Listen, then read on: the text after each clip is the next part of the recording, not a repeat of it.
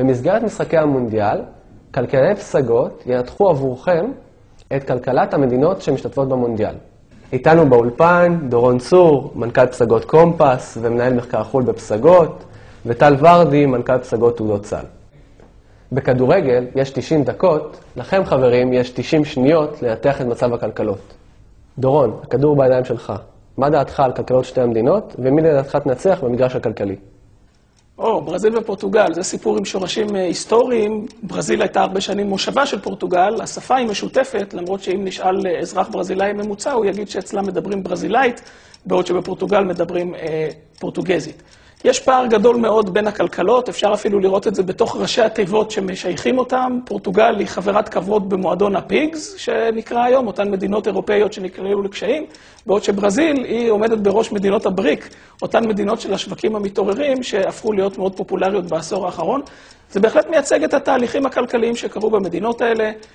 ברזיל נמצאת כבר מזה מספר שנים בתקופת פריחה, מבוססת גם על הצמיחה, בגלל עליית מחירי חומרי הגלם ובגלל הביקושים החזקים בעולם לחומרי גלם, בעיקר מהמזרח, בעוד שפורטוגל הולכת ושוקעת, היא לא הצליחה ולא השכילה, כמו מדינות מערב אירופאיות אחרות, לבנות את עצמה על תעשייה חזקה. יהיה לנו קשה מאוד למצוא שם של חברה פורטוגזית מובילה בתחום התעשייה, ולכן, כתוצאה מכך, ההכנסה לנפש בפורטוגל היא הנמוכה ביותר במערב אירופה, וזה גם כשכוללים את ההכנסה לנפש של קריסטיאנו רונלדו, שמעלה את הממוצע. אם נחלץ את ההכנסה של רונלדו מזה, נראה שההכנסה לנפש אפילו נמוכה יותר בפורטוגל. אני הייתי מאמר על המשך הכלכלה הברזילאית יותר מאשר על הכלכלה הפורטוגזית. טל, עכשיו אתה.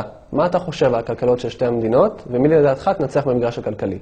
בעשור האחרון ראינו מהפך בברזיל, עם העלייתו של לולה לשלטון, נשיא שהצליח לאזן למעשה בין קפיטליזם לסוציאליזם, אחת הבעיות המרכזיות בדרום אמריקה בכל המדינות, הצליח להעביר שורה של רפורמות ששיפר מאוד את המצב המקרו-כלכלי במדינה, ולמעשה הפך את המדינה למדינה עם דירוג השקעה, ממצב של אג"ח זבל שהייתה לפני כן, דבר שמשך הרבה מאוד משקיעים זרים להשקיע במדינה ולשפר את המצב. ברמת המיקרו, הכלכלה הברזילאית גם כן מתקדמת.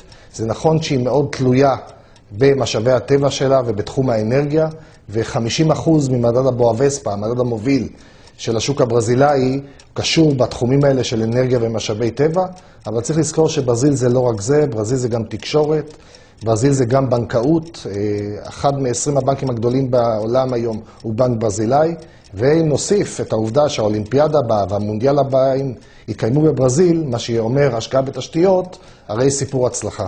בכדורגל אתם אף פעם לא יודעים מי ינצח, אבל במגרש הכלכלי, מי שידע, סביר שנצח.